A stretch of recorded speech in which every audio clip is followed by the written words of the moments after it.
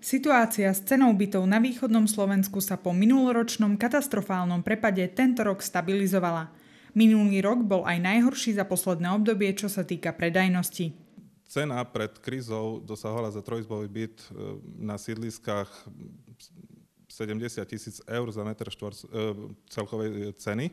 A teraz sa dá kúpiť od 45 do 50 tisíc taký istý byt. Hej. Čiže ten pokles cien bol značný.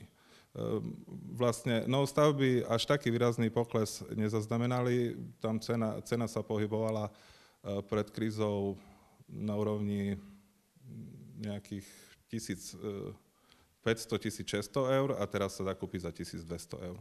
Únia, Strana pre Slovensko a jej regionálny líder Pavel Haďari prichádza v tomto období s novou myšlienkou, ktorá by mohla čiastočne riešiť otázku bývania mladých rodín. Tak ako vláda vedela podporiť automobilový priemysel, je potrebné, aby podporila aj stavebný priemysel a súčasne by dala priestor pre mladú generáciu získať lacnejšie byty. Šrotovné na byty znamená, že byty by boli lacnejšie o DPH, teda asi o 20%.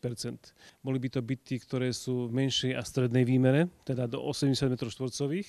A samozrejme, že by to výrazne podporilo tak stavebnú výrobu, ako aj súvisiaci priemysel, napríklad nábytkársky.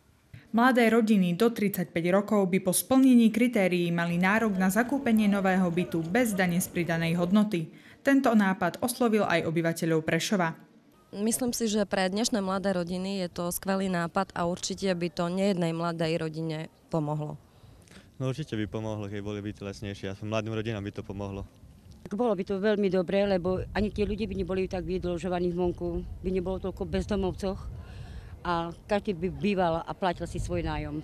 Podľa mňa akože bolo by niečo dobré aj takéto vymyslieť, aby mladé rodiny s deťmi, prípadne študenti, ktorí vychádzajú zo škôl a chcú sa osamostatniť, tak mali nejakú takúto možnosť.